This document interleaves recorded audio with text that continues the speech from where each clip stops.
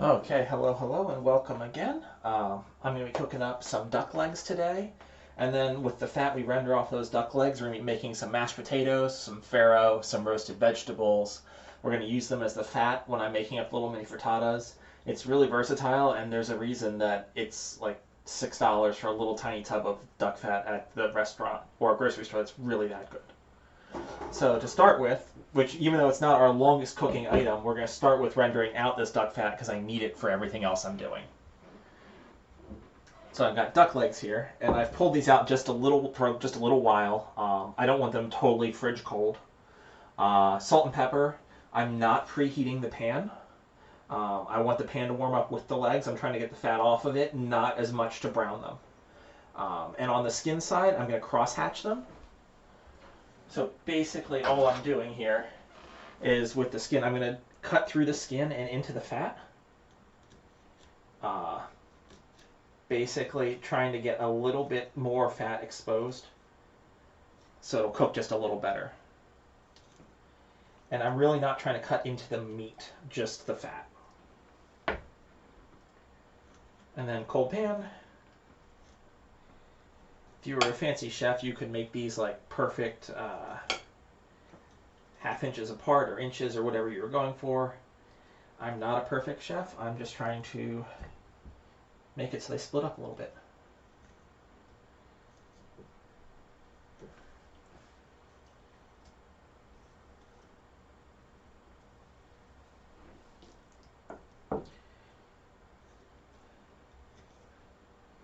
You could absolutely do what I'm going to do here with duck with like a chicken, except you won't have the fat to render off. So everywhere where I'm saying, hey, put some of the duck fat back in, you're going to want to add like oil of some kind. So these are just going to go in skin side down, cold pan. Arrange them however you need to so they actually fit.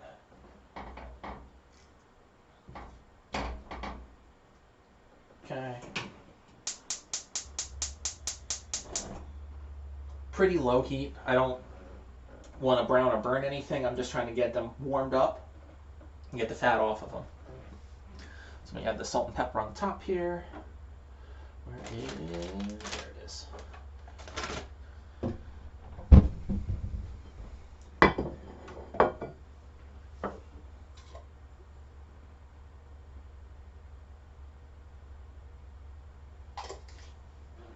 Pinch of salt.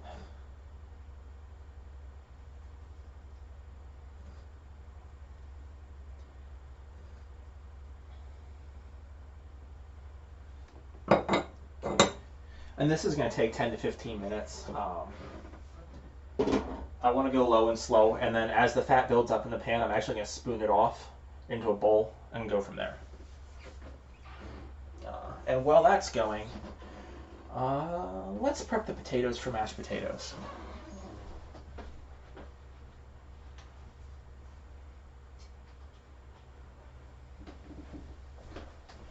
Start with a couple more still.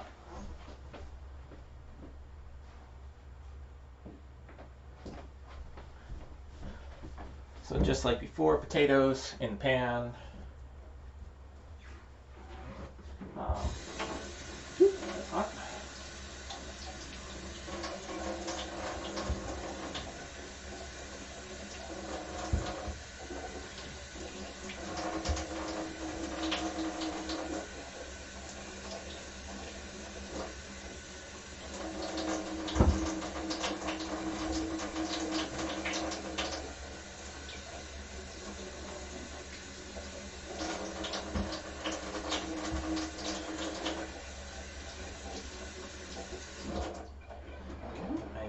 Peeler. Oh, peeler's still in the bag. I was out and about yesterday and was helping out with another recipe. I gotta go find my peeler.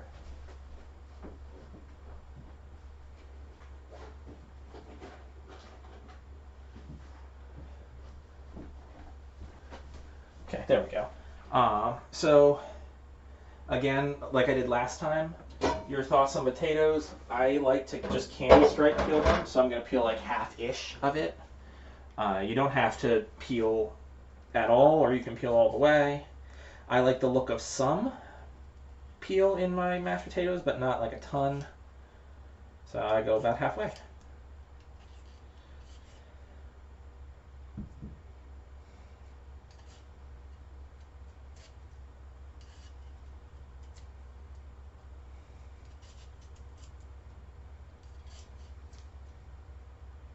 Obviously, if you have one that's a little bruised or damaged, that might be one you want to peel more.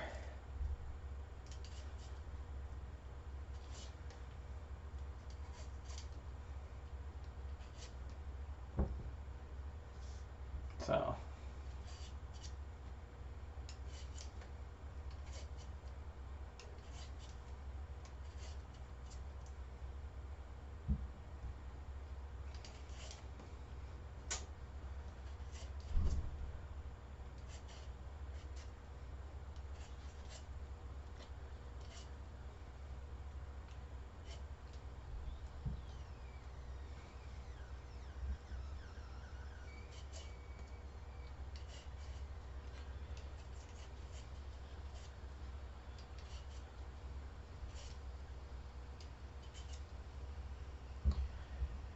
And I'm making a lot of mashed potatoes because if I don't use all of them with the duck, I have like 3 pounds of IKEA meatballs in my freezer, and I'm thinking I'm going to use them with that.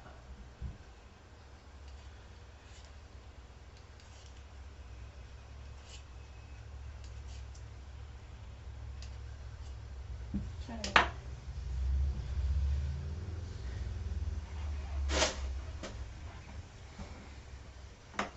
We're just going to, bigger knife. And these we're just going to dice and throw in the pot here. Throw some water and bring them up to boil. You know, the normal thing you do for mashed potatoes.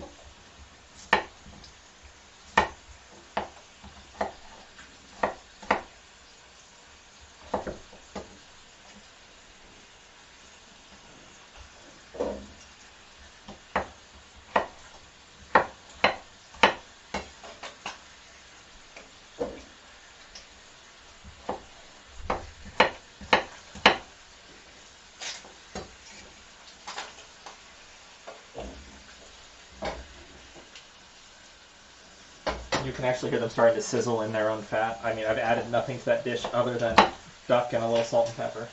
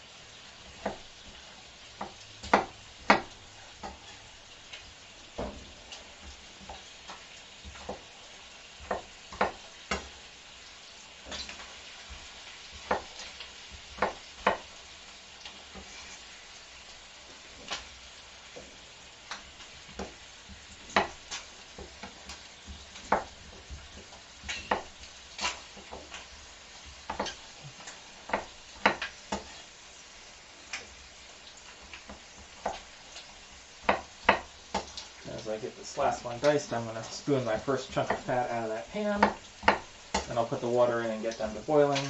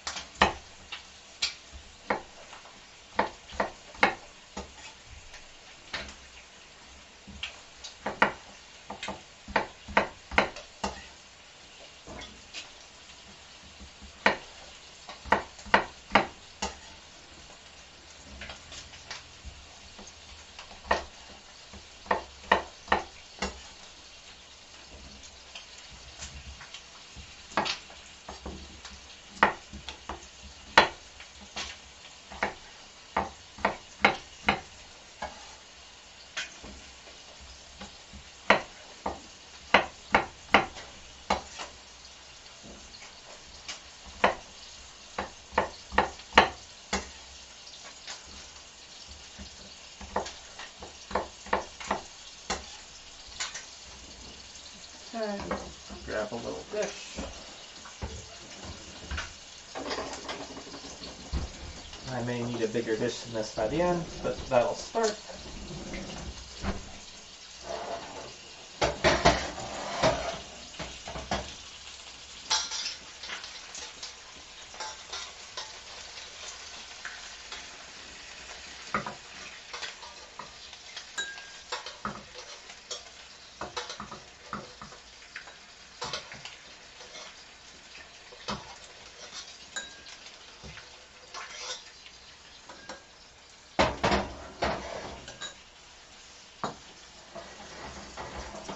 And that's going to just keep building.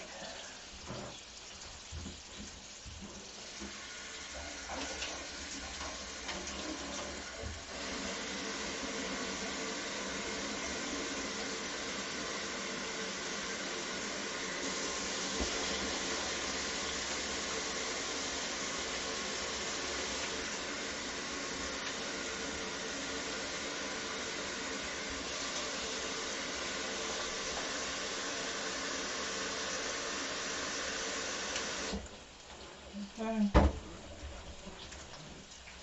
Water in the pan for the potatoes. Those can be up a little higher.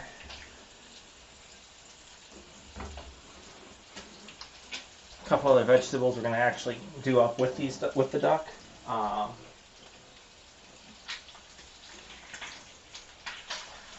nope, not here done yet.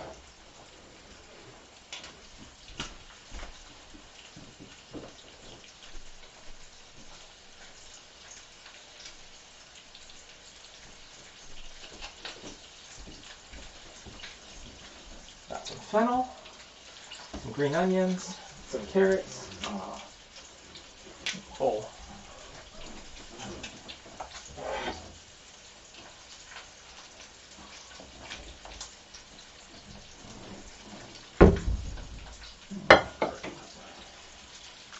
Start with the fennel.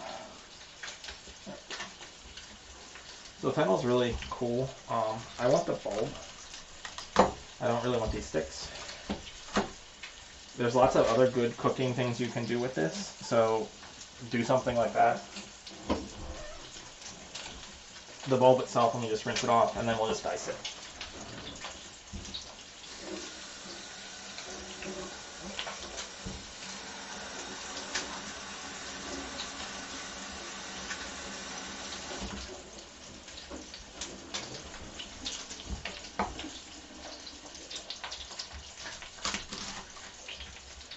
So it's got this little tiny cork down here. That comes out.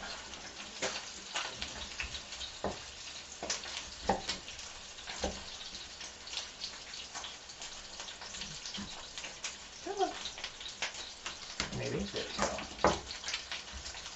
And from here, we're just going to 1/2 inch.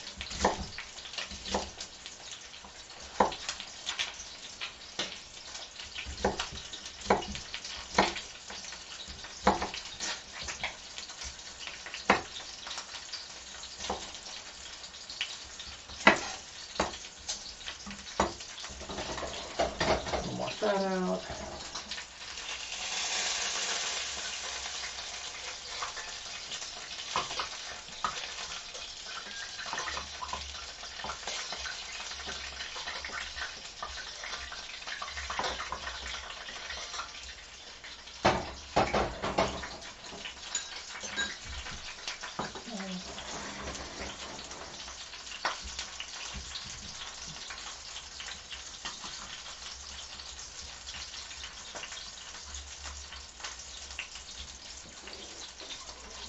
The green part has lots of good uses, just none of them in my recipe today.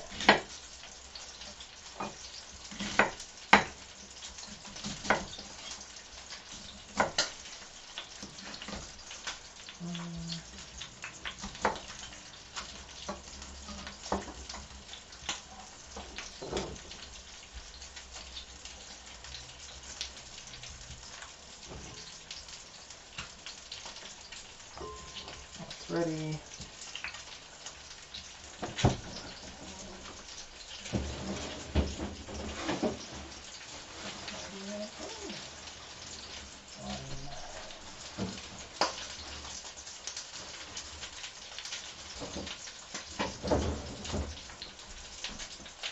carrots.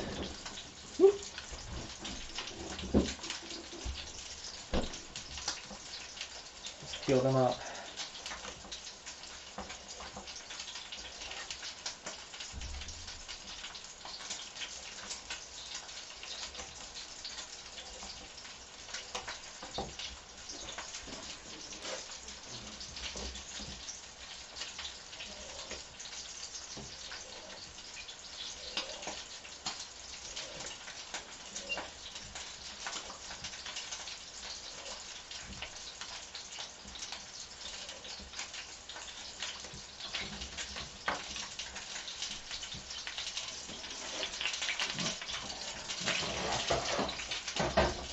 Once again.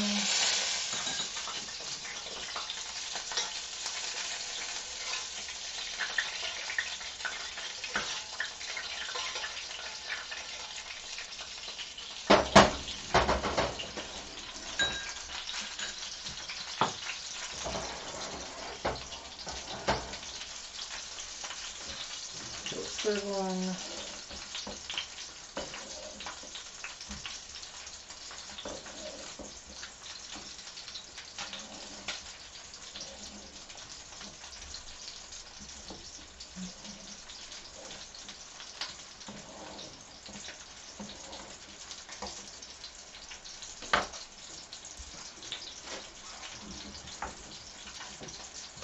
Three of these, aiming for just bite-sized pieces.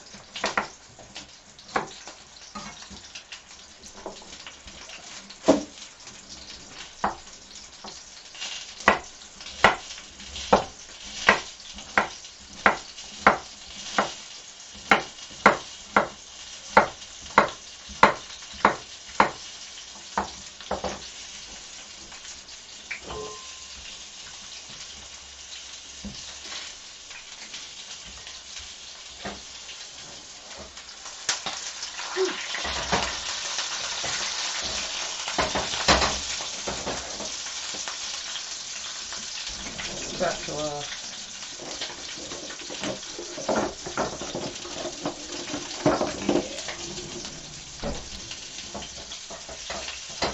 Wow.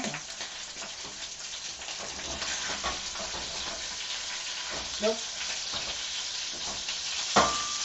Still need more time.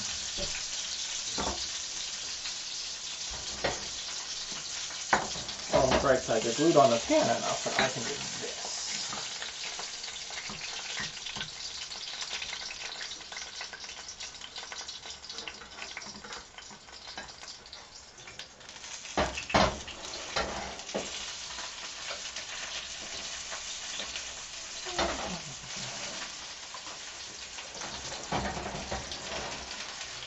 So as you can see, we've probably got almost a quarter cup of duck fat already.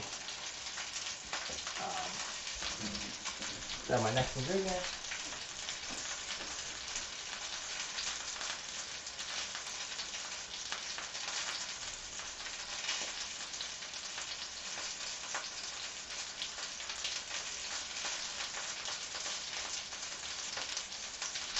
I can find my next ingredient.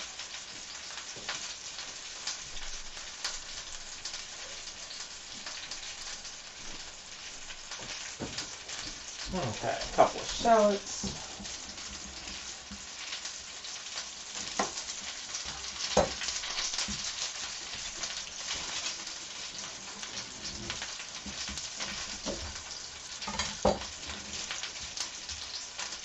Shallots are kind of like onions, except not.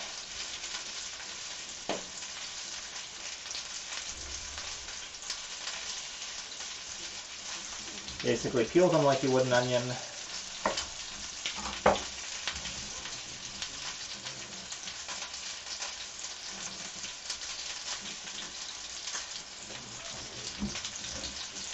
But they have a much milder flavor, so you put them in places where you wouldn't necessarily want an onion.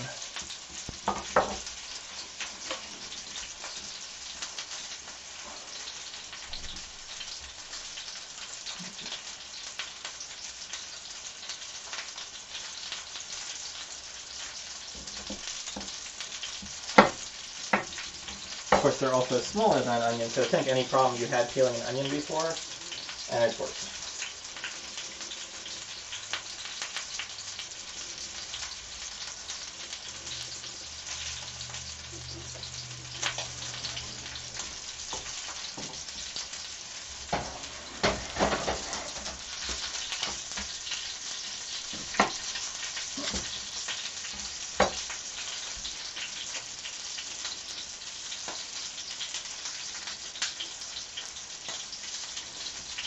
And like garlic, they often come 2 little heads inside of a larger package.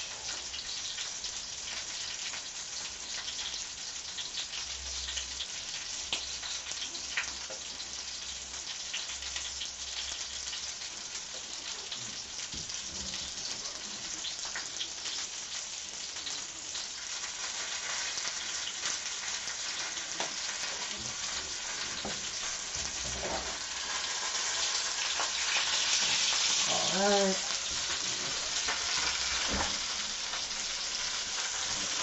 Gonna crack the window here.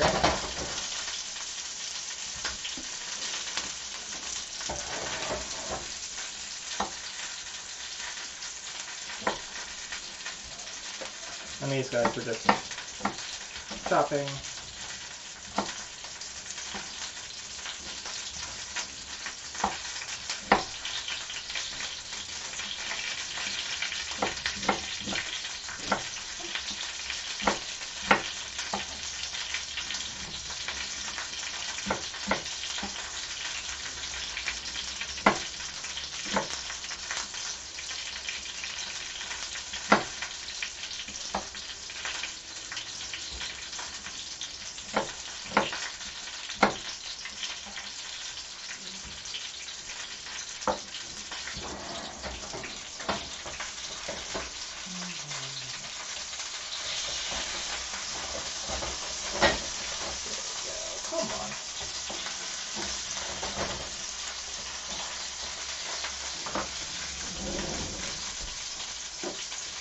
Gonna resort to metal tools.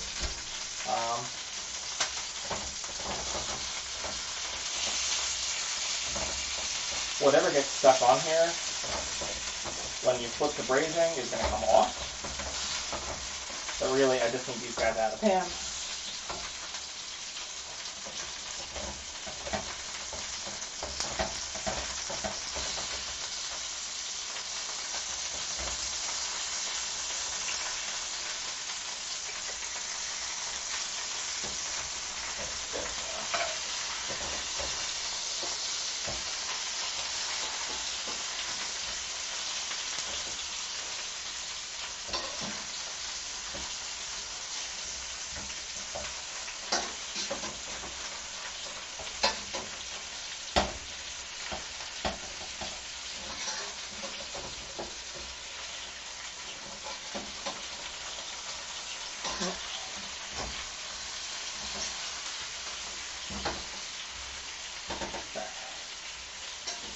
Put these all over for just 60 seconds or so, and then I'm going to pull them out and toss these veggies in.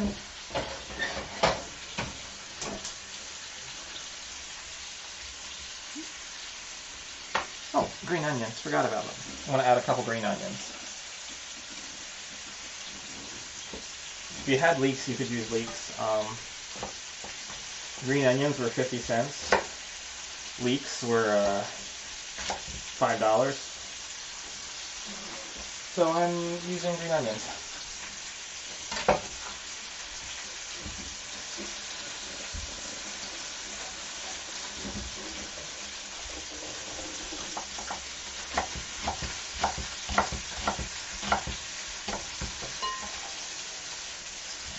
And I want the whiter pieces. So, where did I put that fork? These are in no way cooked through, but I've gotten a lot of fat off of them.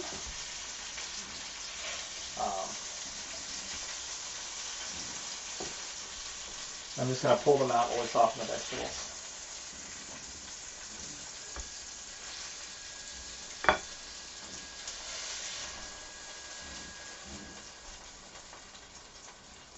What's in the pan is great. It can be flavor for later.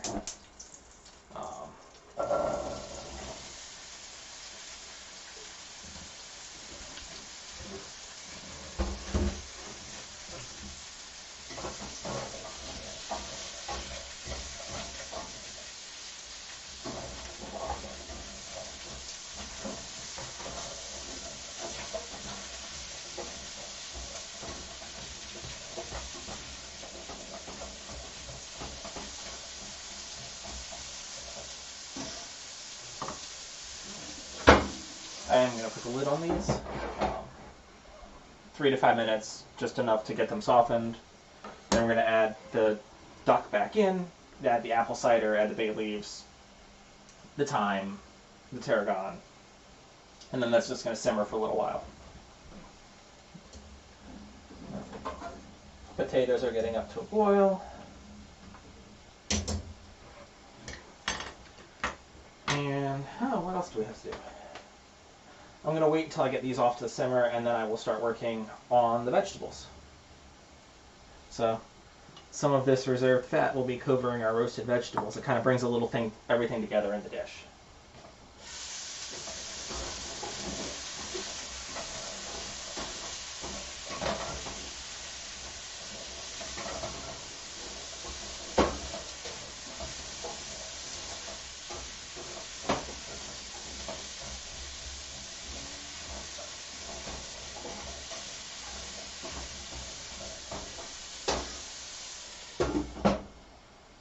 And if anything sticks to the bottom, it's all good.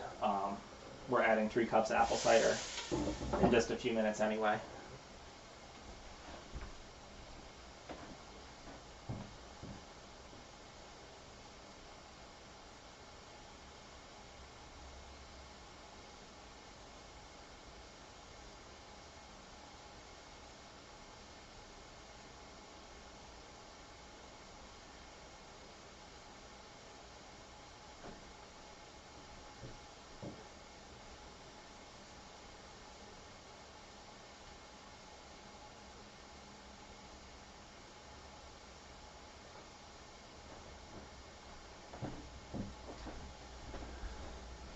All right. Let's see.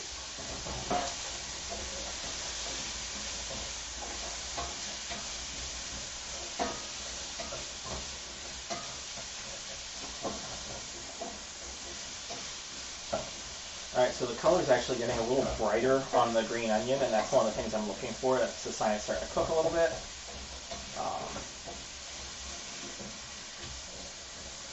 And the liquid everything is letting off is actually removing that little bit of stuck on stuff fond at the bottom of the pan, which is also good because I'm going to need it. So let's measure out the apple cider. Let's get that ready.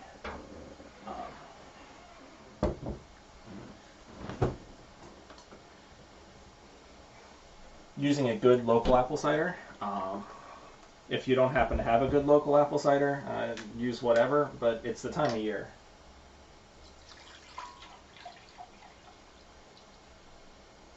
We have 3 cups for that. And 1 cup up here for the chef.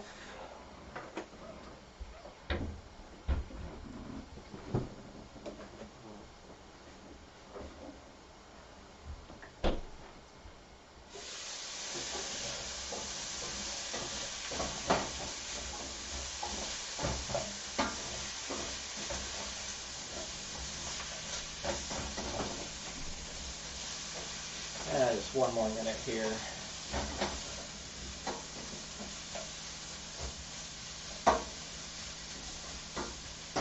The shallots are starting to fall apart, but I want them to fall apart just a little more. And then apple cider in, legs in, everything in, and then off to the back burner for 15 minutes.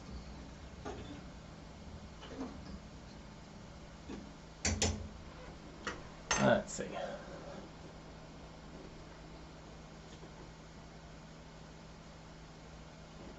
Try the apple cider, there we go.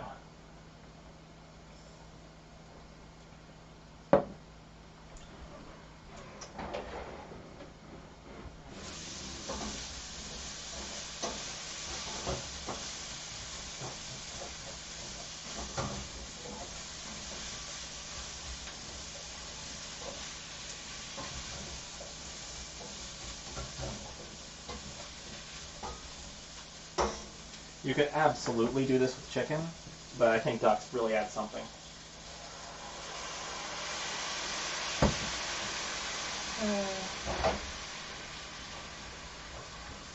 Clean up my pan a little bit.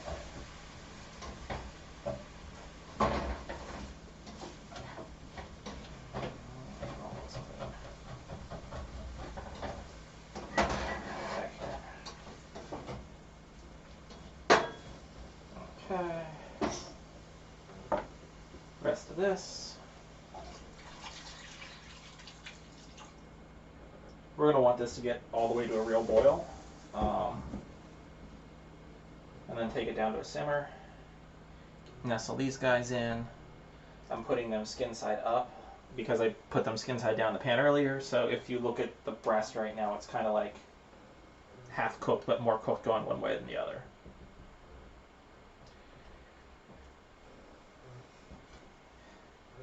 Everything that came off of these.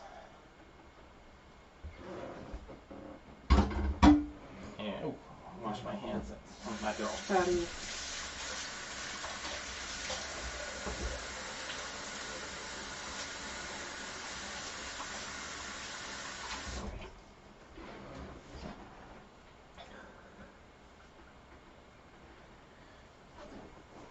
Okay. Oh, spices. Let's see where my bay leaves. Tarragon and thyme. And I think I said garlic goes in there. If I didn't say garlic goes in there, garlic goes in like almost everything. It's like 3 cloves-ish.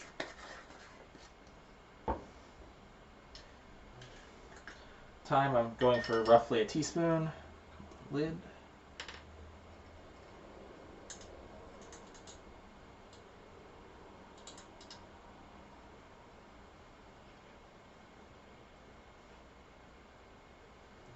So I use the lids to measure with, mostly because I don't want to actually wash measuring spoons.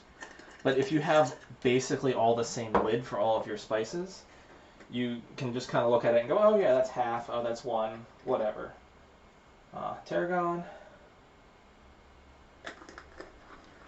I think that's all I called for. Let's see if I can find it.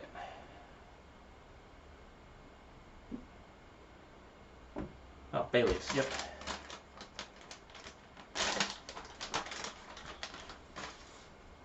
Two bay leaves, and I'm going to push those down and in. Put all these spices away. Oh, go back to here.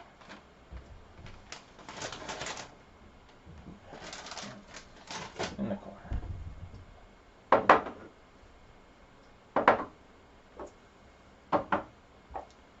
Clear myself a little space.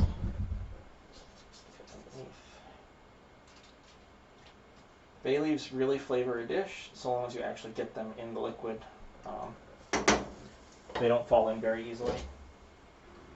And I'm actually going to move this to the back burner to give me a little more space up front here. I'm going to keep it on fairly high temperature until it gets to a boil and then take it all the way down to just a simmer. And give it 20-25 minutes once it gets to the simmer stage. Okay, roasted vegetables will be next. What do I have? Let's get this guy ready. Mouse, you need to move.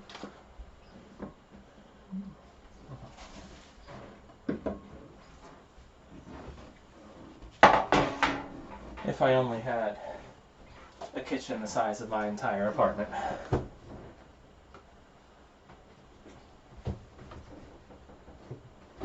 We're going to be doing cauliflower. I got 2 heads of cauliflower because they were $1 a head. I'm going to cut off half of each, and then that half will go in the pan. I got a white and a purple because they were on sale. This whole bottom comes off.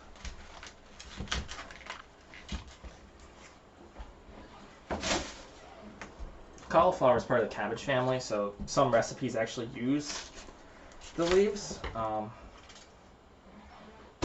I don't have one of those recipes. But if you wanted to save them and use them instead of throwing them out, you could. They're totally edible.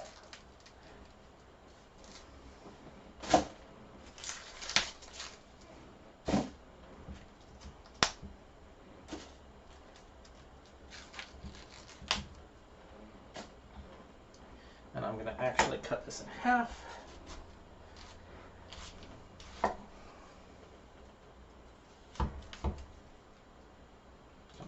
Crack it, let it fall where it may. This half I'm going to put in the fridge, but when I actually box this up afterwards, I'm going to put it in foil in the fridge, leaving me with 1/2 to use right now. These leaves out of the way. Let's see.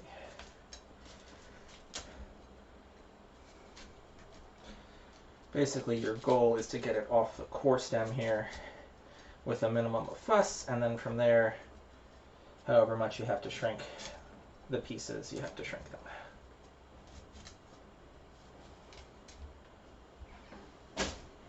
Unlike with broccoli, I don't like this core stem part of cauliflower quite as much. I don't think it's really got any good flavor, so it just kind of is. Then from here, whatever sizes you think are right size.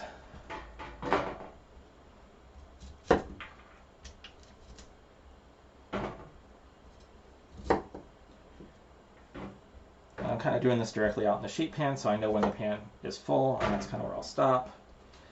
I might have to use 2 pans for this. We'll see.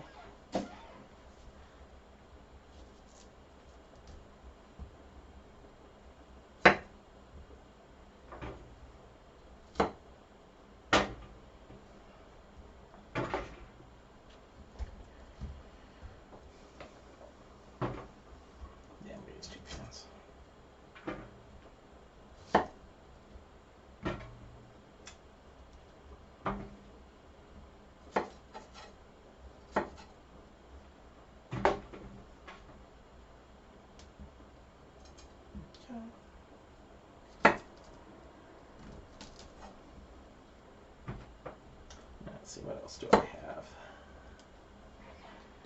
This is going to be really simple. I'm going to use a chunk of this duck fat to flavor this, along with some garlic, some salt and pepper, and a little bit, I have dried lemon peel. You could use fresh lemon peel if you have it. I don't. I'm going to do these in 2 pans.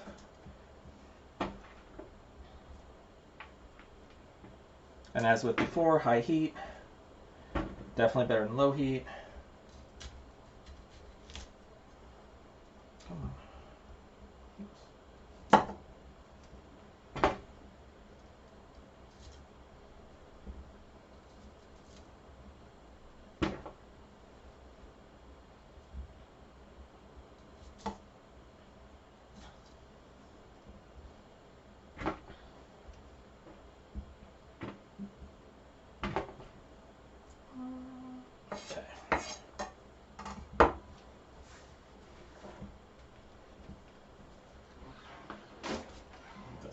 Way.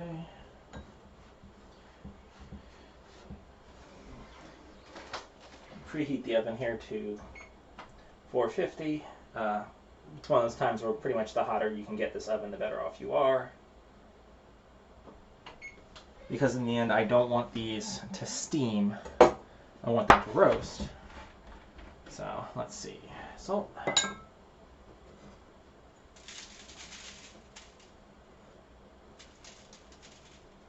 A little bit of pepper.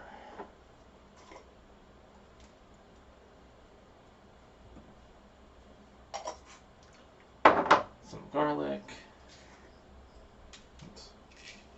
That was nearly a lot of garlic because I forgot I don't have a lid on this. And then lemon peel. Good, there's a lid on this one. This is like powdered. It's really nice. It smells really good. And and then a couple of spoonfuls of this duck fat.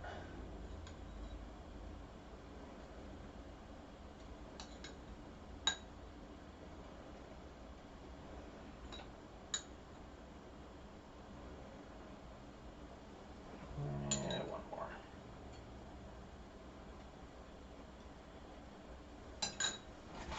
I'll mix these up with my hands here.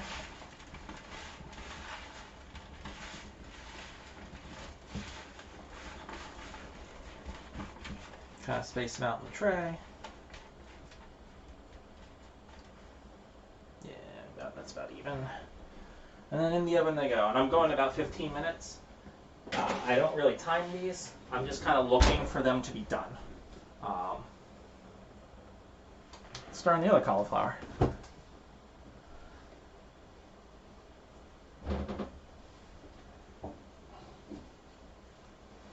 This one's really pretty purple. Pan.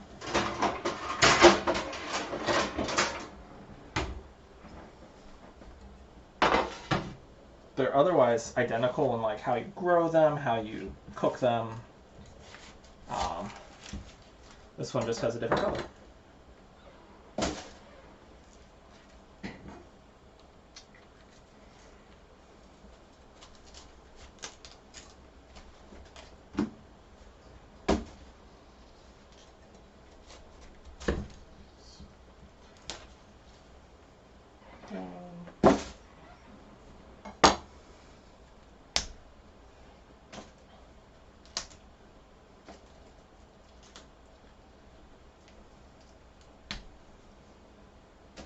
Sleeves out of here.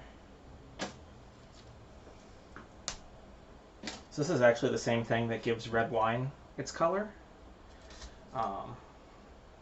So, fun fact of the day. And if you're putting this into a recipe, remember that it does spread out kind of like red wine and will stain literally everything if you don't plan on it. So, just acknowledge that you're going to have purple everywhere. Okay,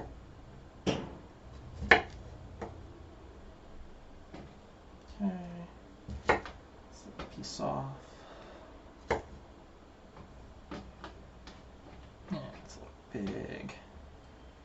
And I'm just kind of aiming for bite size.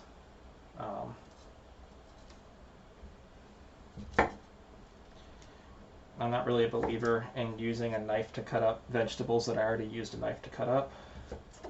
So that's where I draw the line.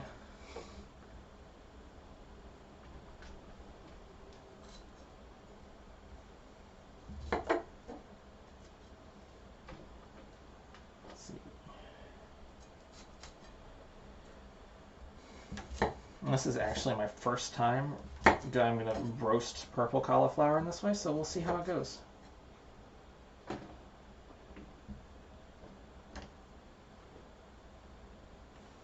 And the only complaints I have seen is when people boil it, sometimes they'll complain that it turns everything this weird blue-purple color. So, I don't know. Maybe it will, maybe it won't. I may be eating blue cauliflower this week.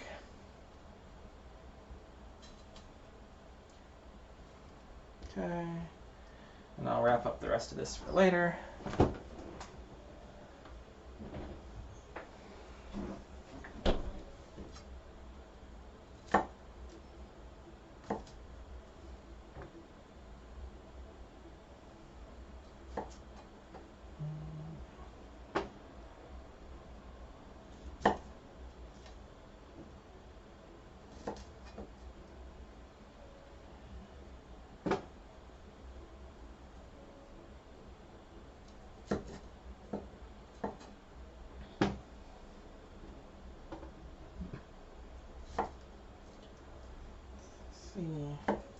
Okay.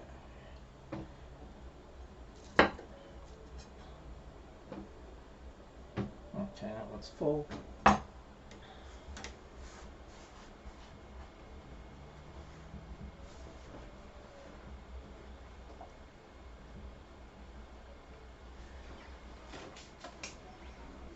my floor is already a complete and total mess.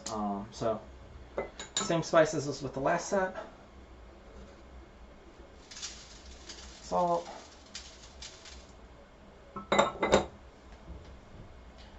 Pepper.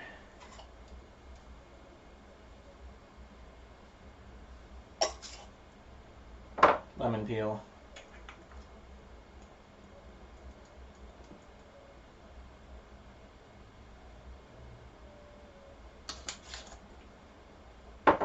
And then some duck fat.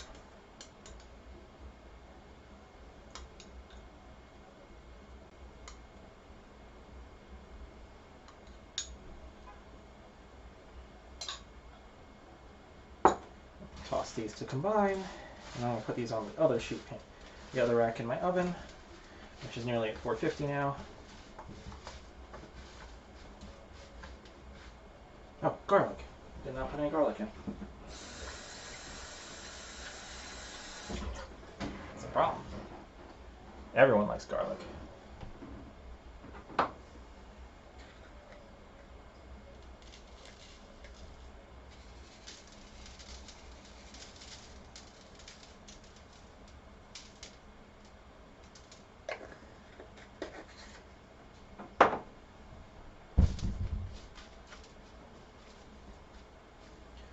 Okay. Let's go on the other rack.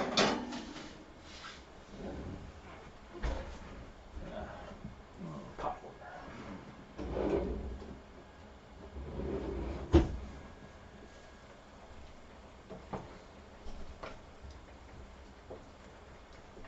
Okay.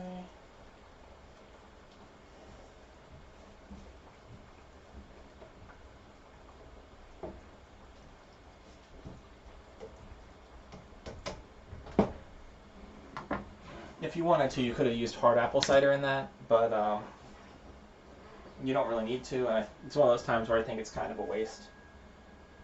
Let's see. Oh, potatoes are not done yet.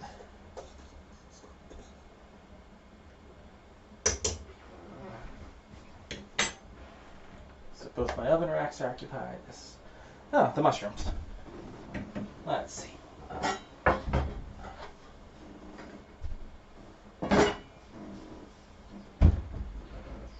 Actually, this pan's smaller.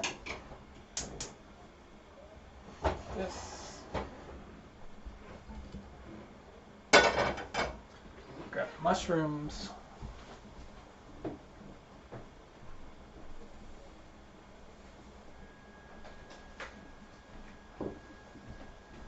So I have a pound of sliced mushrooms here.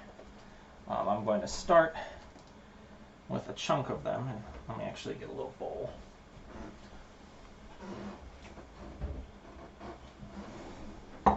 Give or take half.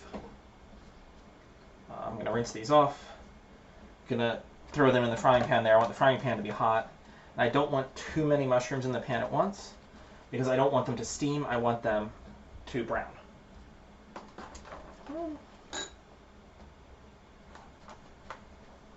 Yeah, this looks like about half.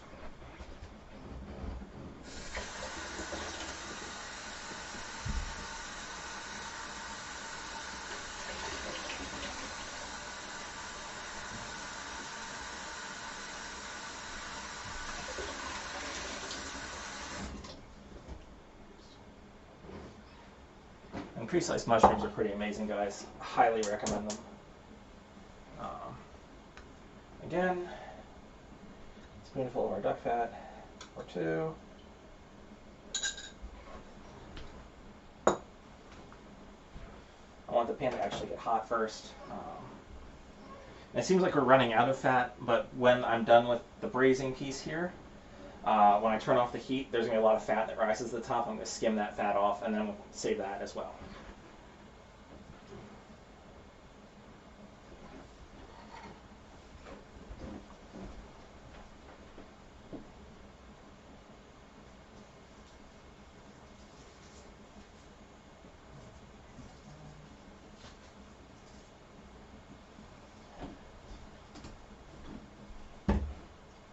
I'll leave that just a minute.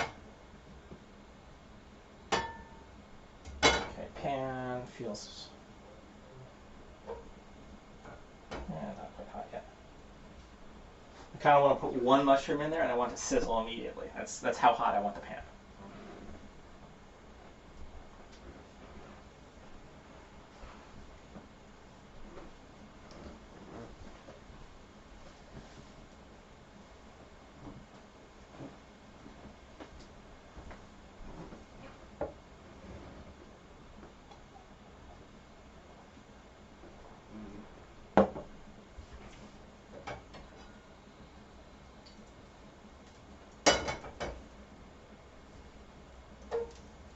There we go.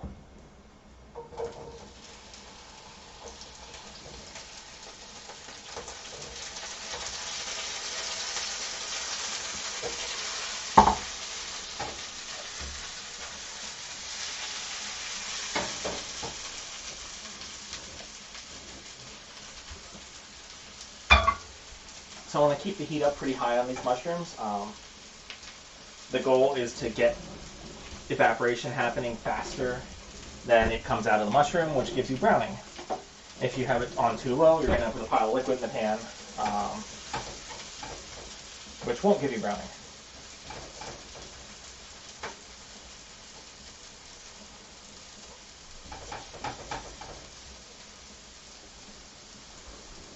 Check on the duck. Where's my pot holder?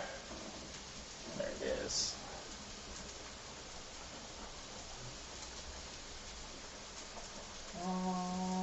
Not yet.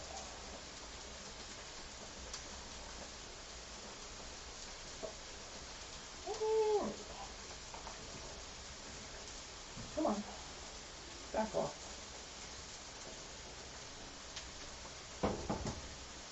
There's a lot of like connective tissue in there, so if you do it wrong, you poke your fork in between like two tendons and then you can't get it out ever again.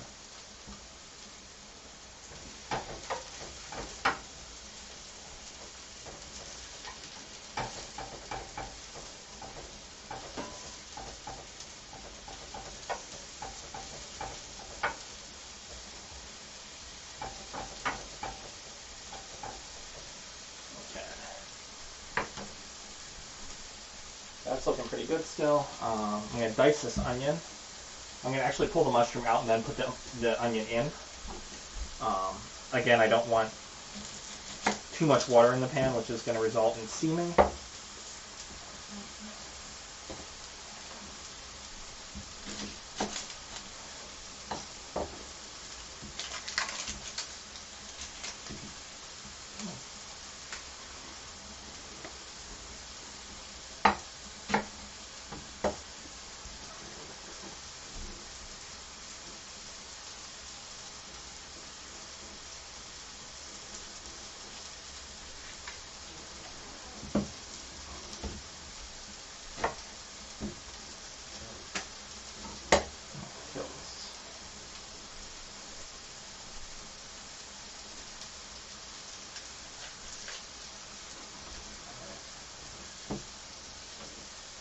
There it is.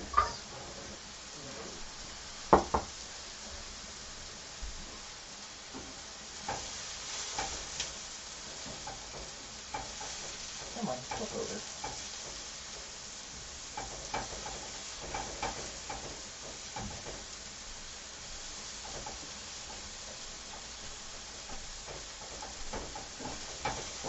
These are actually getting brown, which is great.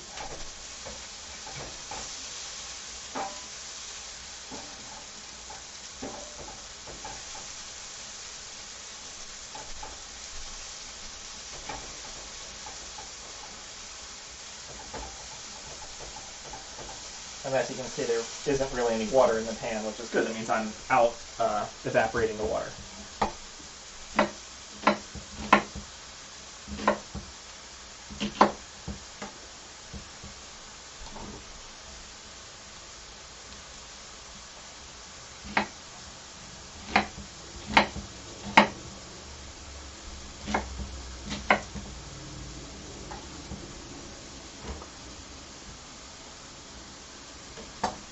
Check on these guys. Getting there, but not yet.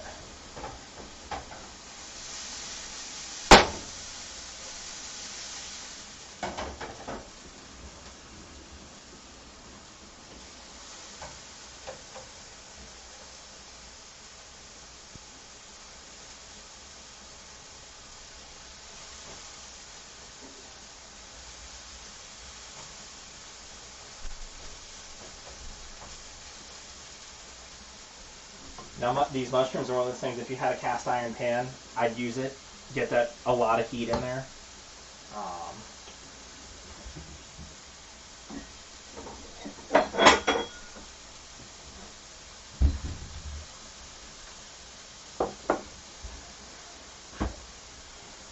Try potatoes again.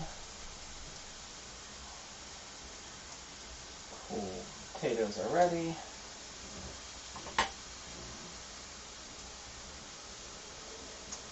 Trade these out.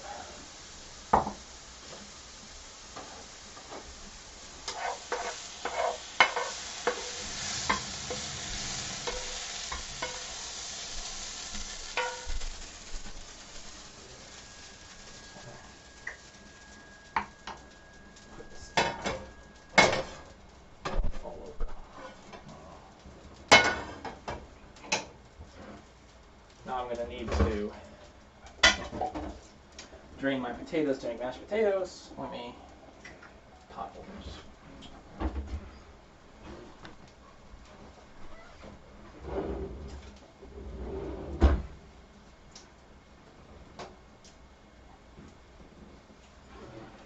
Drain these.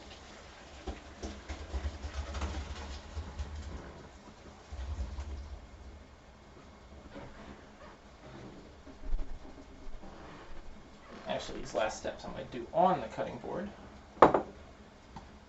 Protect my cutting board. That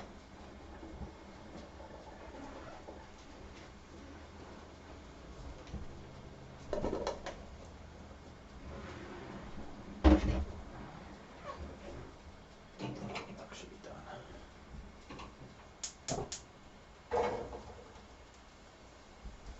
done. So mashed potatoes. Pretty classic. First, I'm going to use all the rest of the duck fat I have, and then I'm going to supplement that with some butter.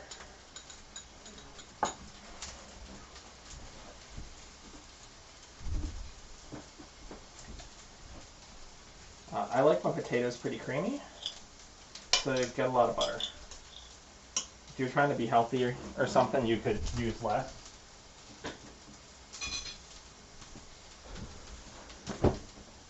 And then, there it goes. Some half and half. Also very important.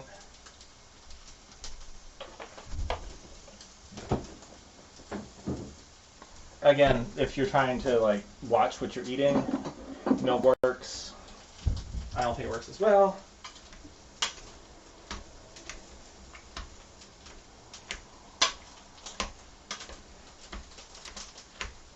And mash this together, and you're going to sit there and go, maybe I need more. And that's a little bit of personal preference. Whatever you need more of, you should put it in there.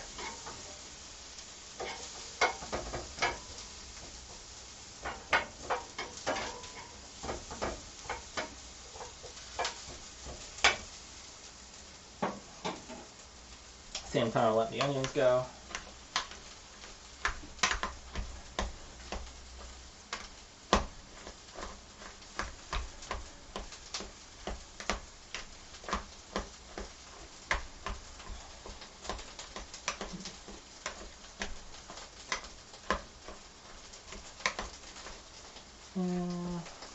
More cream.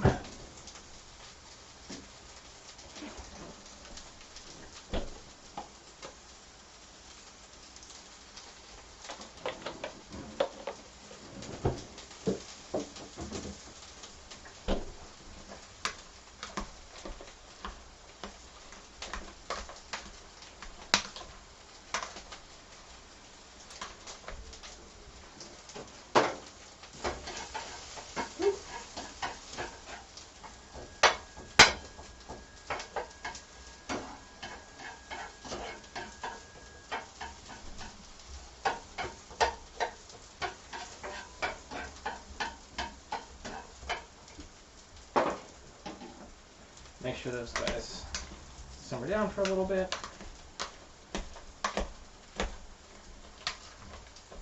You're not looking for raw onion in there, you're looking for browned onion. Use this to get on the edges of my pan here.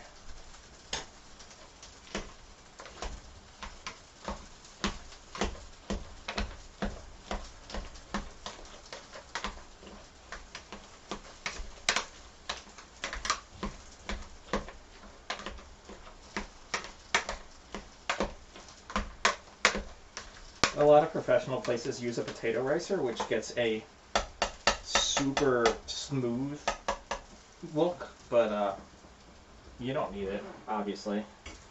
Most people in America just have a potato masher and they survive.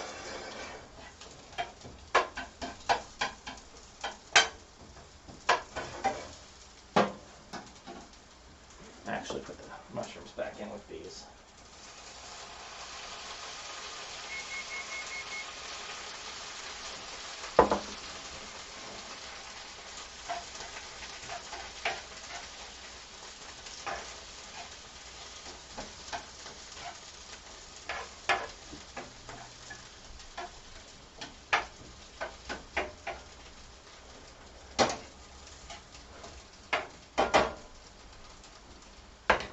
Check on our cauliflower. Where did I put?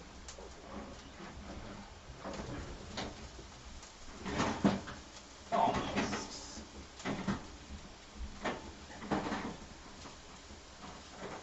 Yeah. I want those to be nicely cooked through. No one likes like par-cooked cauliflower.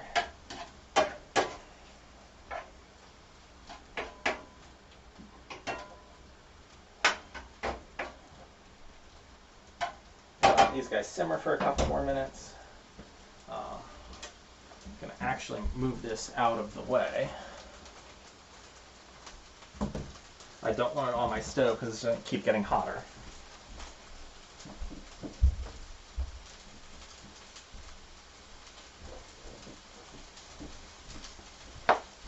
So, now we can return to our duck.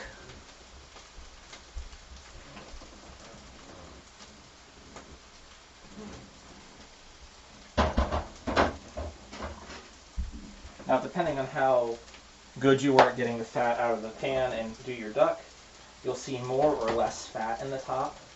If there's enough that you can easily spoon it off, I would. I wouldn't go through the effort of like finding your Thanksgiving gravy separators and all that jazz. It's just one more thing to clean. At this point, I'm going to turn this back on for about 15 minutes. You can see that the meat is starting to pull off from the bone in some cases, in others it hasn't quite yet. And I'm going to let this simmer down until the liquid's reduced by about half. If at that point I still don't think it's thick enough, I will just add some cornstarch and water. But that's about another 12 minutes or so. And I'm going to actually timer this one.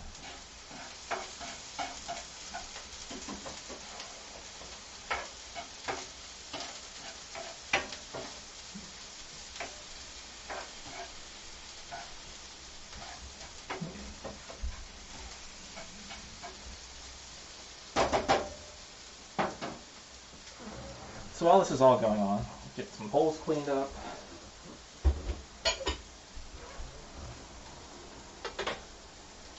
Let's see, still need that. Well, Farro. Farro is one of the other things on my to-do list. Pan with my chicken stock. Now, if you'll notice when I'm actually as I throw my lids around. This is a 7-inch Santoku knife. That's the one I've been using the most. It's my preferred knife. I was earlier using my paring knife to score the breasts, legs. Lightweight. Oh, who the maker? This is, it's Miyabi, which is part of Henkel. So same people with like 4-star. Just a slightly different handle style.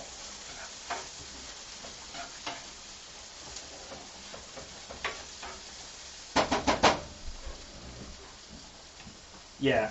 So I went to both Williams-Sonoma and Sur La Table and played around with a number of knife styles. I found that personally I don't like the Eastern handles. There are lots of people who do. Props to you. I just don't think they do it for me. So I went looking for a Western handle one. let's see. Oh, Farro. Got it.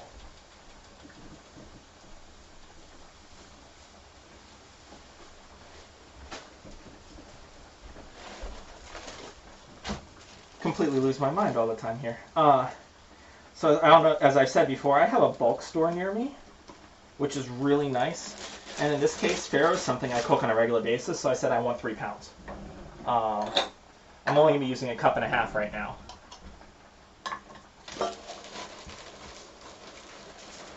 If you know of a bulk store near you, I highly recommend going to it. It's really nice.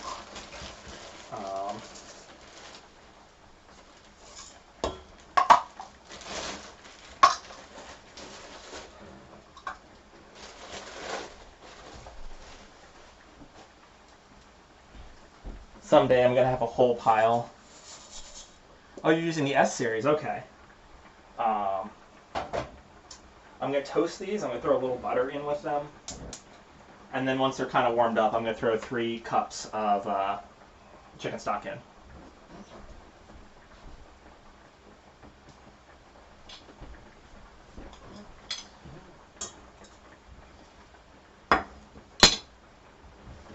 Okay, yeah, there we go. So I'll show these cauliflowers off to you guys. I'm gonna actually have to take them off screen because I don't have enough space. But here would be the purple. As you can see, it's still stayed very purple on the outside. There's a little bit of blackening, which is what I was looking for. Garlic is on there, and then I'll pull the white out right afterwards.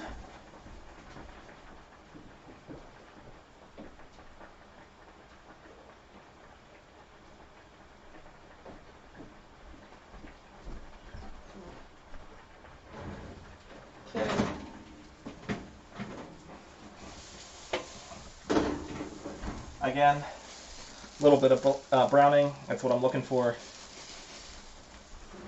Where's my pot holder?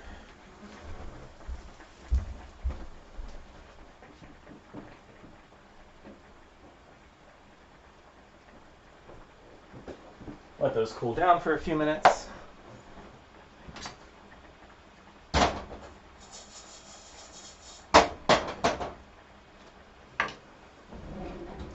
Another spoon.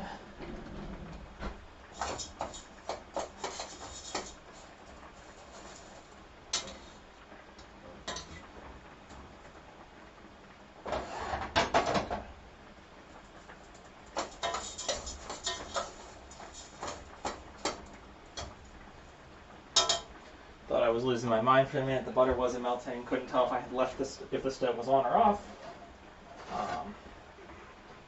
I'm gonna take these guys, put them in a bowl. Actually, I had this nice bowl I just used.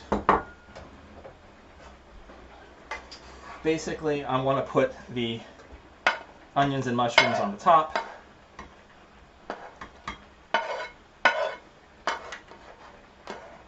After I've pulled the duck out, so I don't want to mix them in.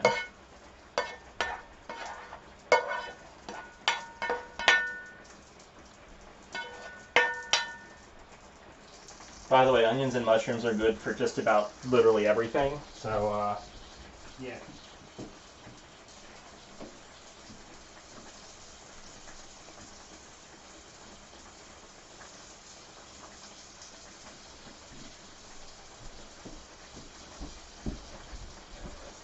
And pull this forward.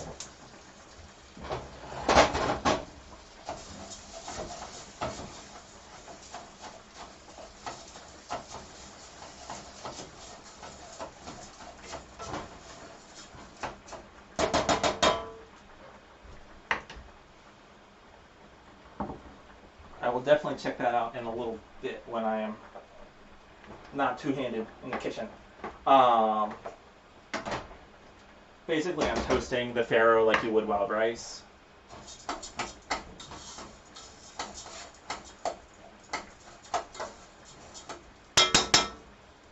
Because like wild rice, it totally is a grain. Wild rice is not rice, it's something else. It'll help them bloom, it'll give a little more flavor.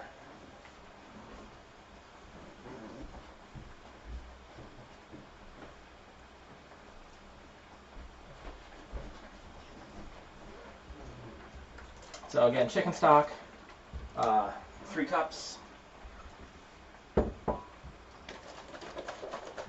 I'm just going to put the lid on it, let it go for 20 to 25 minutes.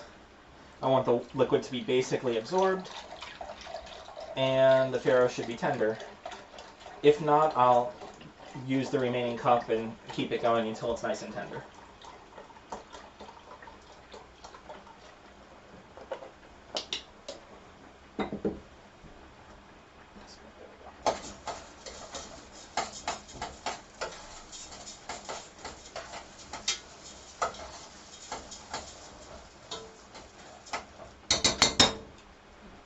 Some rice cookers actually come with instructions on how to do this. Use farro in there. I would recommend it. Rice cookers are pretty amazing things. They basically keep everything from burning.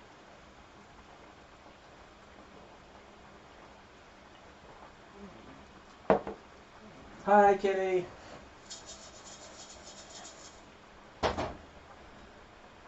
Did you have a nice nap?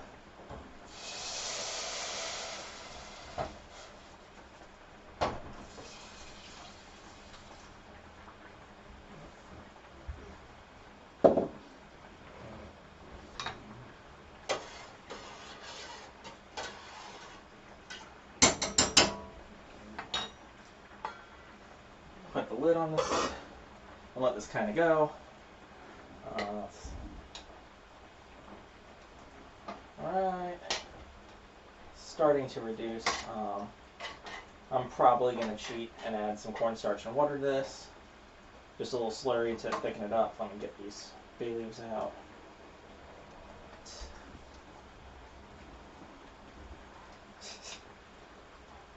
But staring at your smartphone and annoying your cat, how's that different from, well, I guess staring at your smartphone's what's different. I would say, don't you annoy the cat like 24/7?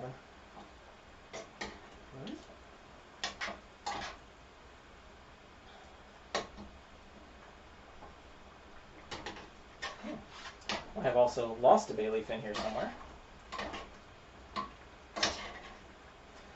I guess I'll find it later. Work on that cornstarch slurry here. There it is.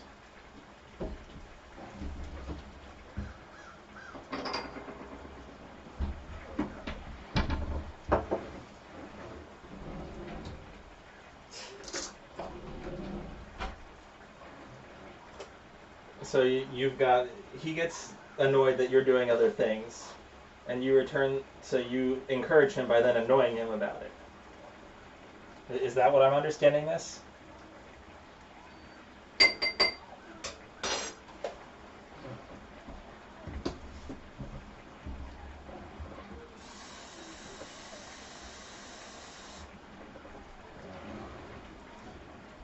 So I'm thinking you're training the cat to annoy you more. That's what this sounds like to me. Okay.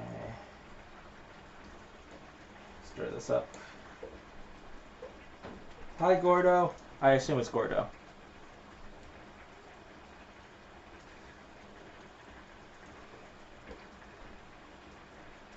Okay. I'm only going to pour like half this in, see how this goes, and if I want the other half, I'll use it.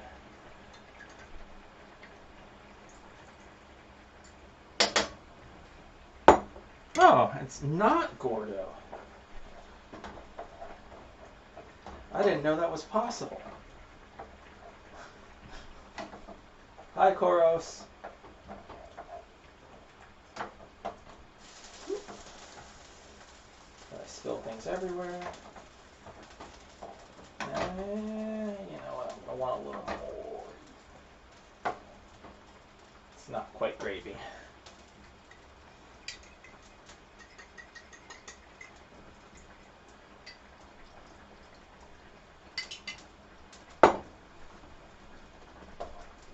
Now, if you were going to serve this with like a baked potato, you might want to cook this off more than I am. I'm serving it with mashed potatoes, and you know, mashed potatoes love gravy. So I'm trying to make sure I have plenty of gravy. Okay.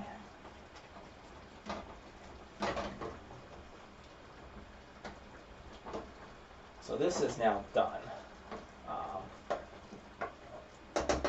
Before we leave, I'll plate up a plate of this so you can see how it looked like if you were serving it now. I'm going to turn the heat off on it and put it out to cool. For my lunches, what I'm going to actually do is I'm going to pick the duck off the duck legs before I pack it up. It doesn't, the bone doesn't do any good at that point. And then just reheat it is like the meat on the mashed potatoes with the cauliflower. So let me get this out of the way, and then we can move on to the next thing.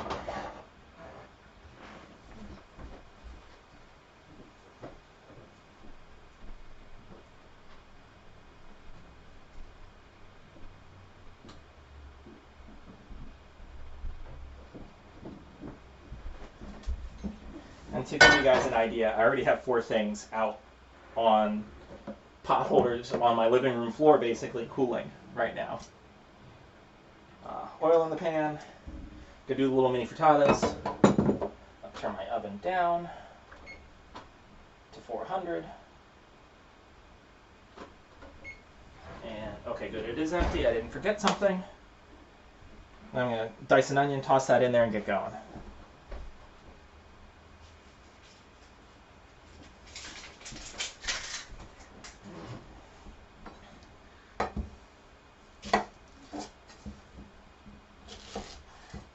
So Kitty, this is basically what you had, except I used actual eggs and, well, in this case, turkey bacon, and you use chickpea flour and more vegetables.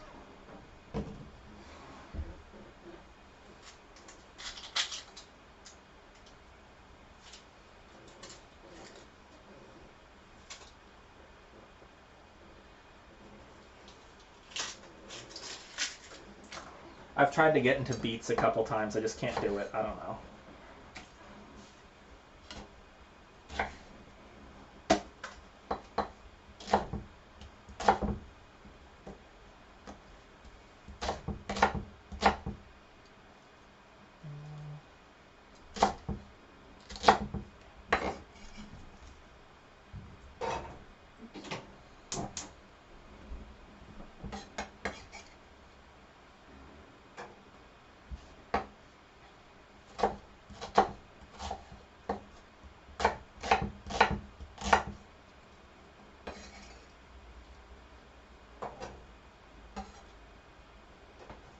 I am going to add peppers to this as well.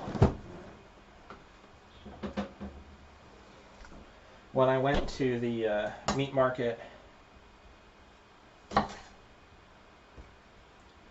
the peppers were like 49 cents a pound, so I said, I'm buying peppers. But only the yellow. The other colors are really expensive.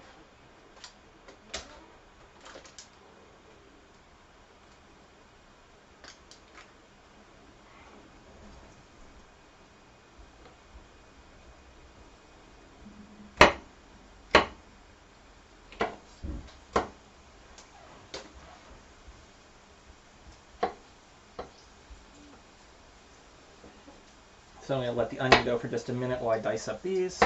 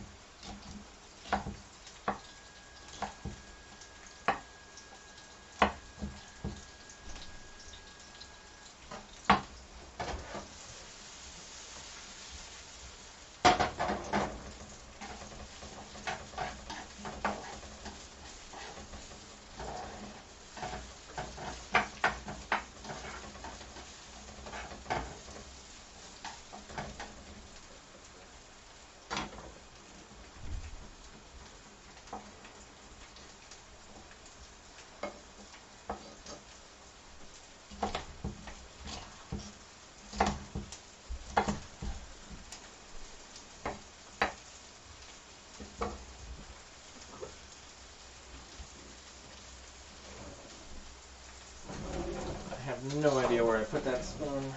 Other spoon.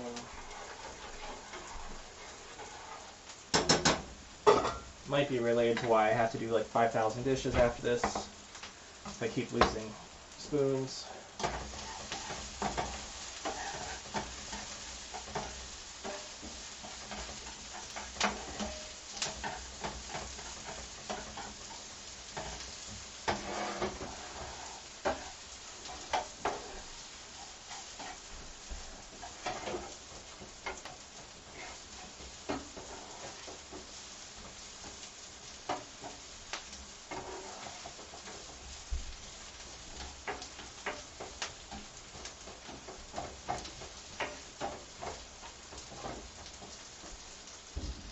Okay, those are starting to cook up. Let's see, let's add some peppers on the side here. These are going into, I don't remember if I said it or not, these are going into our little mini frittatas. They're my breakfast every morning at work.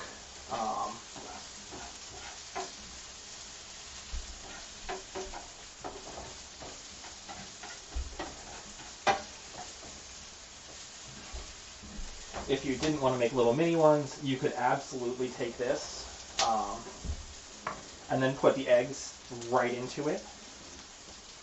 So, and then have a big frittata. But I'm not.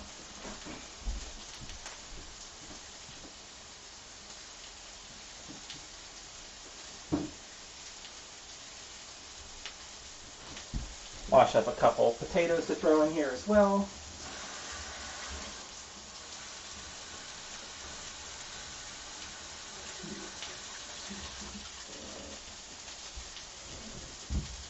If you haven't seen them before, the final size dish I'm putting them in is this big. So when I cut the potatoes up, I cut them up very small.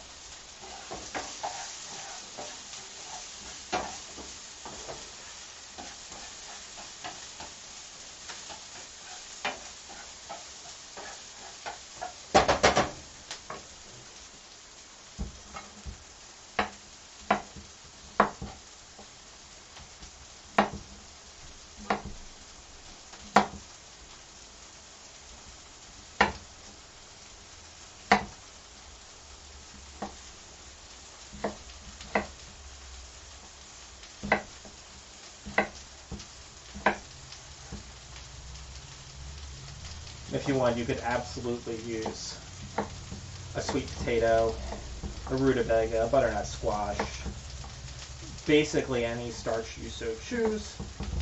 Not so sure about rice, but that's about the only thing I wouldn't use in this. Rice doesn't seem to cook inside of egg very well.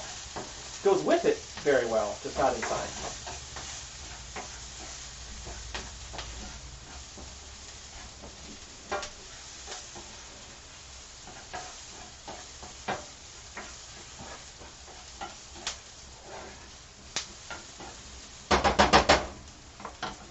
Tossing in some potato.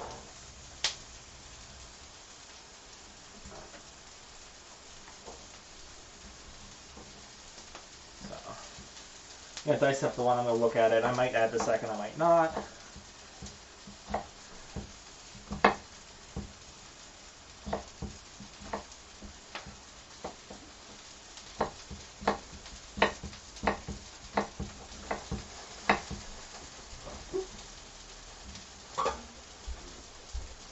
Not let that boil over everywhere. Turn that down.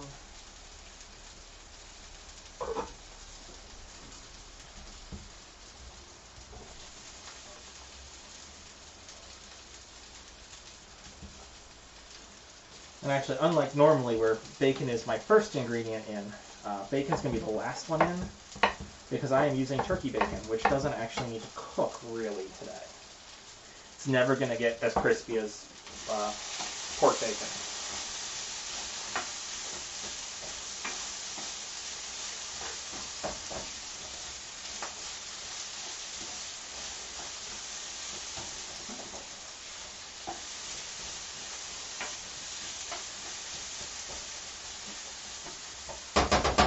Let's use the other potato.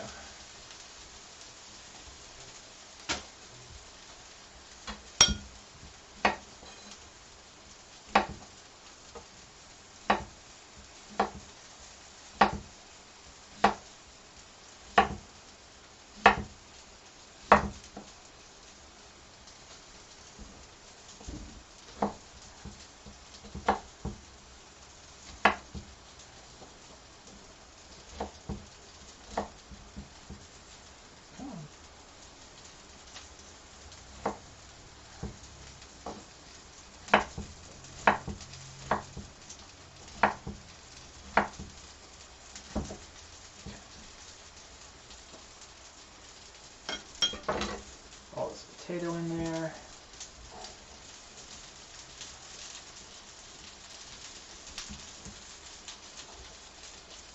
If you were doing this for a bigger pan, I would actually cut the potato up a little larger.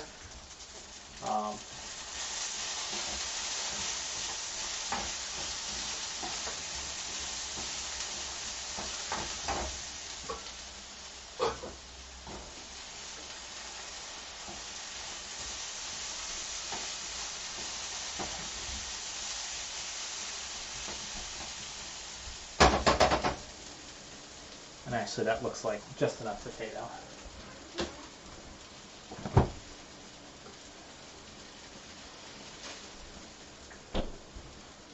This is from the farmer's market near me.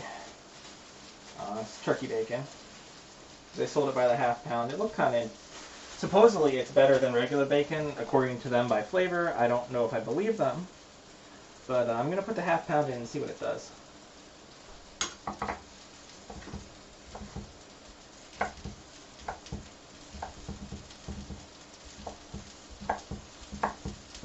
Again, pretty small pieces.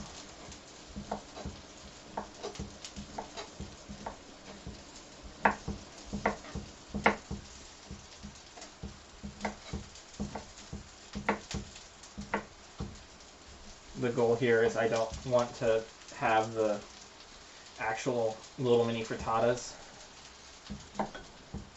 get broken apart because I have too much stuff in them.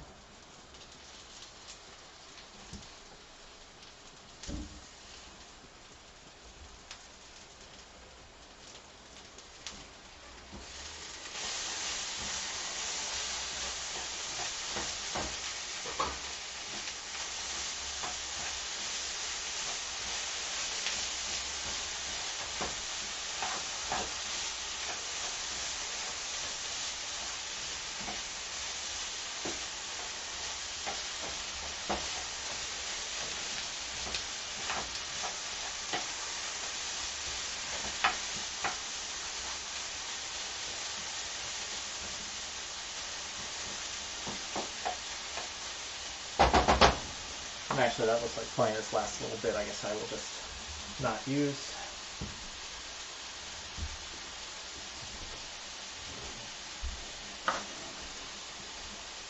So I'm just going to let this until once the potatoes are cooked, I'll put them into little mini frittata pans, crack some eggs into them, toss them in the oven, and then I will start the final steps towards prepping all these into containers. So let me actually get this out of my way because I am done cutting things today.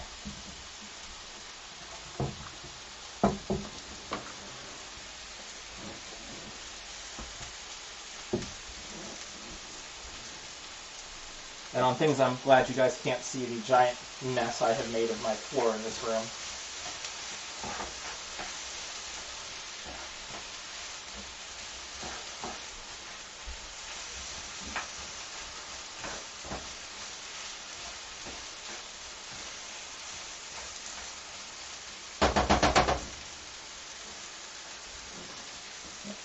Done.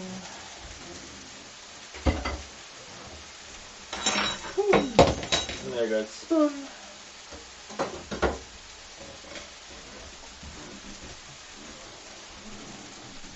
The other reason I need 1,000 utensils on a Sunday, I throw them everywhere.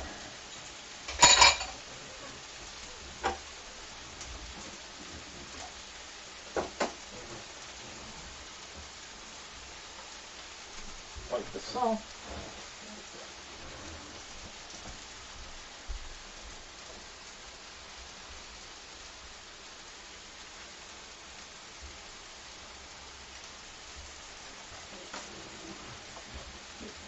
There's my fifth one. All 5 of these. My smallest pan.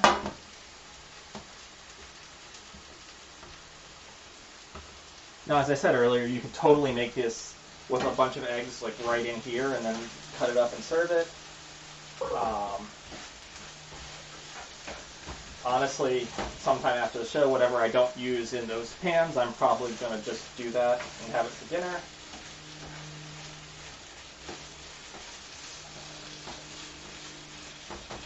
but these refrigerate really well after they're baked.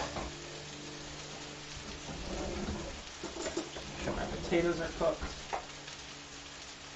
Give them one more minute.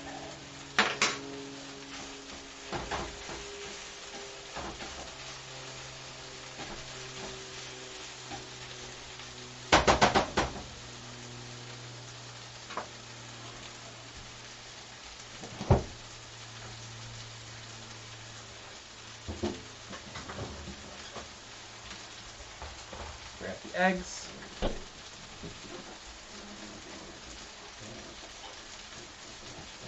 My last mixing bowl.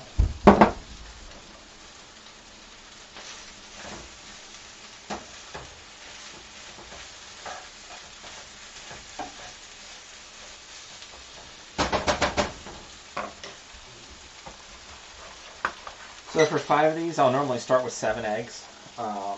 If I decide they aren't covered well enough, we'll just add a couple more until they're all covered.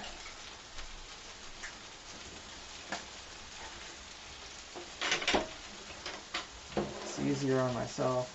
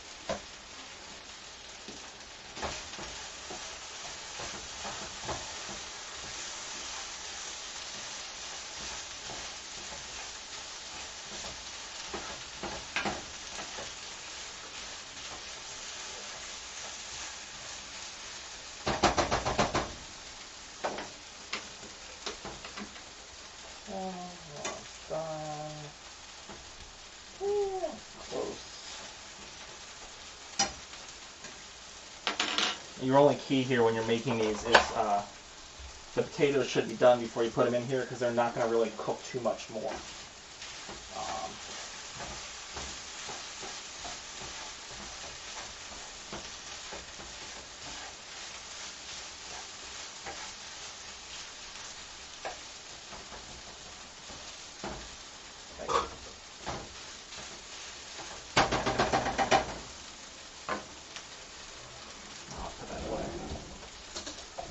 Spoons for the same dish. Oh yeah. These are actually starting to crack open, which is what I'm looking for. Still a lot of water in there, so once the water's all gone, I'll revisit to see if they're all the way done. That's pepper.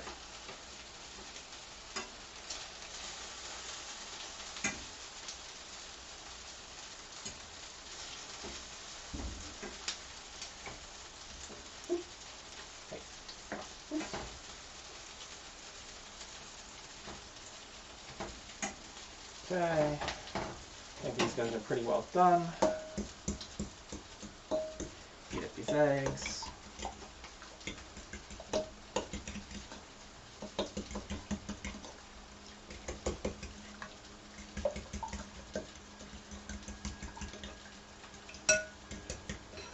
If you were using metal ones of some sort for these, make sure you grease them really well.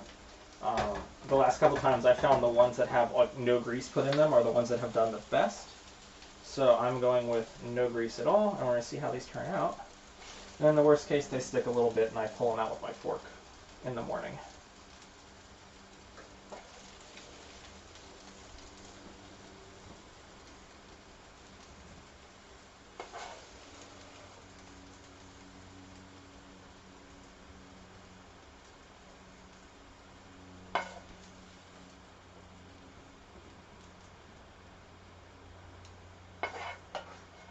Okay.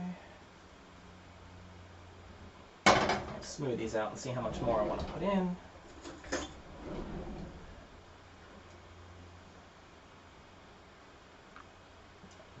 More. Now the finer everything is diced up, the less space there will be for air right now, which means less space for eggs later, which means you have less egg in your dish. If you dice it up a little larger, you have a little more room for egg, which results in more egg and less filling. I really like the filling with just enough egg to kind of bind it together.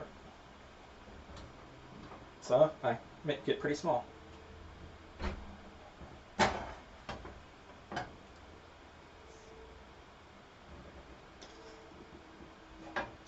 And that last little bit I will fry together with an egg and have it as a snack.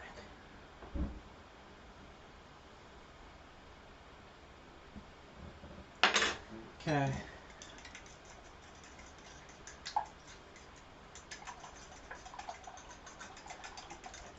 You know, pretty well beaten together. I'm not a professional chef, so it doesn't need to be perfect. You're going to come back around on these because they're going to settle into those cracks over the next minute or so, and that's when you may want more.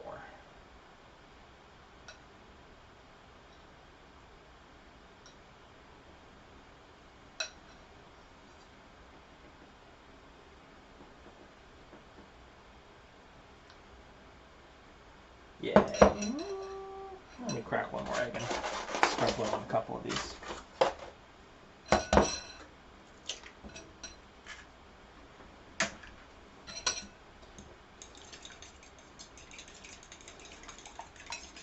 Basically, you want to get everything covered, because that way when you put it in the oven it doesn't burn. Also it sticks together better, but you don't necessarily want like a thick layer of egg on top. A little into this guy, and then a little into this one.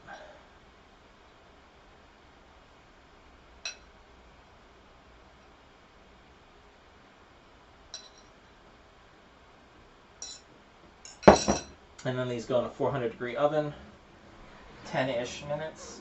You want them to be fully set.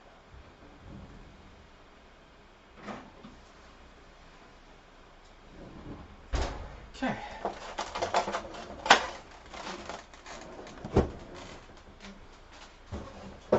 Put this guy away. Let's see. Poke at this Farro here.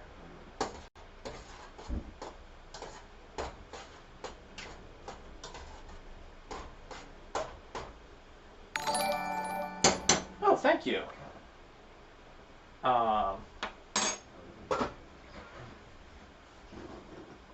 From here, I'm just waiting on that Farro to finish cooking. When I get it out of liquid, I'm going to try it. If I need to put a little more in there and let it go a little longer, I will. Grab a plate, the duck, the mashed potatoes, those cauliflower. I'm going to plate one up for you guys to give you an idea of what it should look like. Let's see. What color plate? We're going to go with red. I think it's a really nice color. Almost radioactive.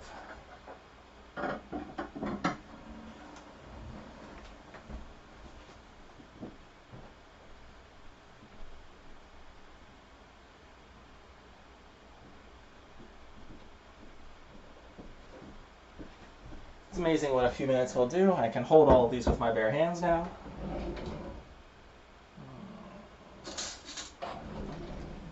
Get some of this purple cauliflower out.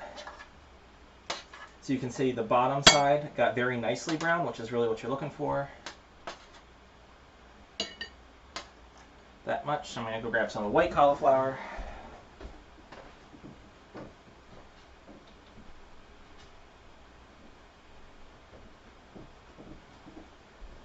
Because as everyone knows, variety is the spice of life. 4 pieces.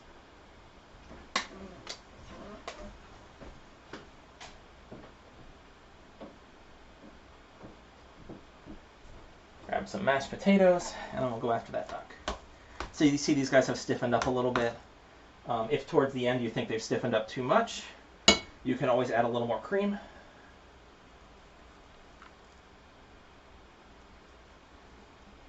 I'll give myself a generous heaping spoonful because I like mashed potatoes a lot. I'm going to grab the duck.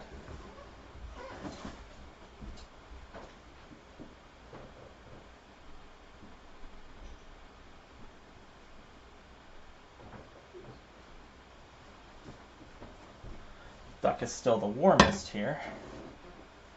So let me get a big spoon. Grab the one leg.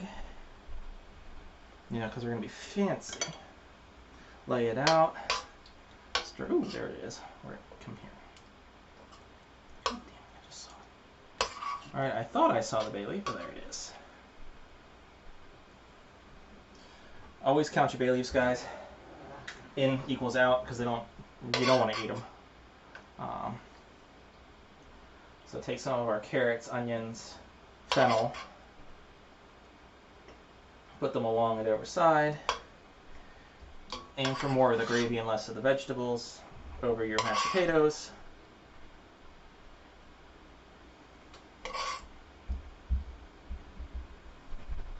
And then as a final piece of garnish, a couple of these nicely browned mushrooms.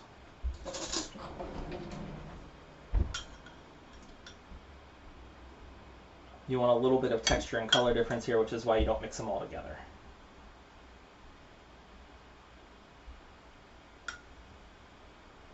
So for example, this will be my dinner sometime very shortly after I'm done here today. Okay, they're pretty well done.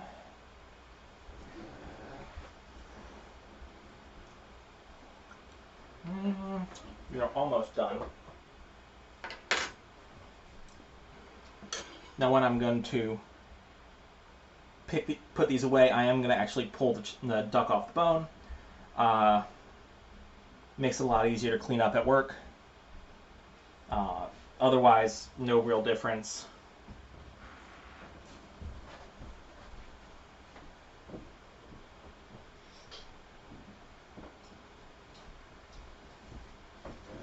Now you guys may or may not be thinking, hey Script, you're cooking up a lot of starches to go with your one protein here. Well, a couple weeks ago, I had done this one, pulled chicken. And when you make pulled chicken, there's really no difference between making some pulled chicken and enough pulled chicken for a small army. So in this case, when I made the chicken, I made enough for 3 separate batches. What I'm going to do here, and this is still kind of frozen solid, as it thaws, I'm going to partition out the pulled chicken to go with the farro, and then some more roasted vegetables. It's the other big piece of meal prep, knowing what you can freeze. Because that's an hour and a half's worth of work for that dish that I don't have to do.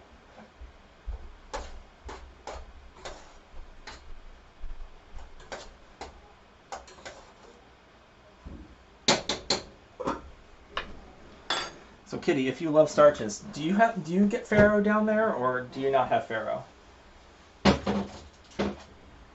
I don't actually know. Is it even called farro down there? I don't know.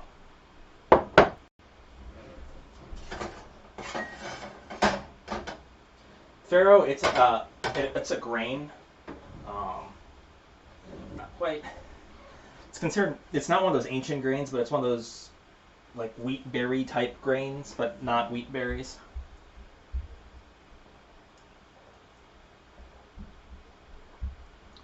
I'm kind of trying to go maximum Italian here with my hands. It's Farro. It kind of cooks apart like barley when you do it.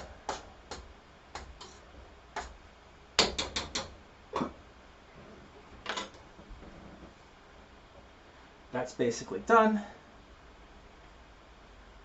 Okay. Well, that means you probably don't have it. Or it's called something so completely unrelated, I'm just not describing it correctly.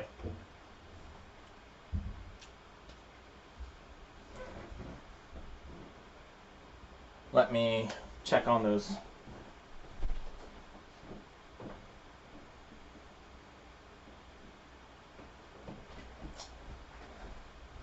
breakfast sandwiches here. Let's see. Almost. It's important the breakfast sandwich is set all the way, otherwise it's not good. They won't settle well to travel, and traveling is very important here, as work has not yet let me work from home 5 days a week. I don't think work is listening, but work, if you're listening right now, you should let me work from home 5 days a week.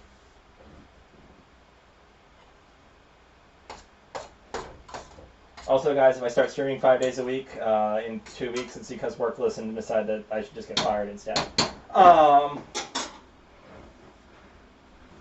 So let's see, Farro, kick that off, pull the breakfast sandwiches out in a couple minutes, and then we're up just to packing up, and we'll be all done. I will have 8 meals sitting here for me for the week.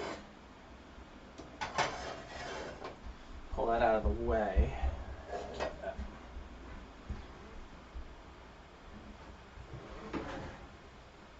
Those are almost done. Very important to make sure they're done.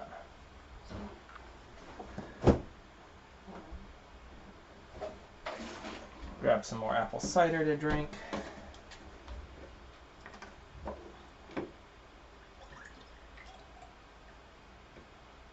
This is a very fall set of dishes.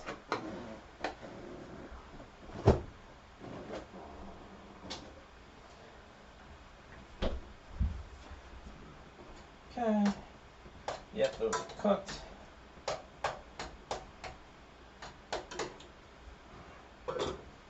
Let them cool down.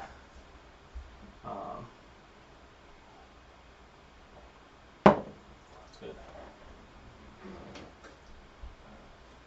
We'll let the chicken come. Chicken, jeez. We'll let the frittatas come out.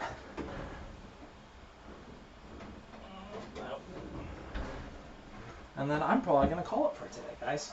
It's been a pleasure cooking with you all. If you are watching me right now and you liked what you saw, and the heart at the upper right corner of your screen that says follow is empty, you should totally fill it.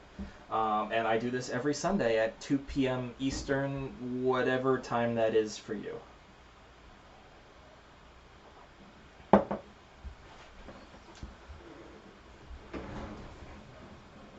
Okay. So, these guys have basically set. That last little tiny piece will happen afterwards. No milk in here to leaven these, but just the other fats and everything in the dish have made them pop up a little bit. Obviously, if you wanted to have these right now, I would probably flip them over, and then you could top them with either cheese or avocado or salsa or all of it or none of it. I don't know, whatever you want. So with that, by breakfast, I've got 4 of these, 3 of them getting ready to get packed away. And then I've got the Farro to go with my chicken. That is our 8 meals.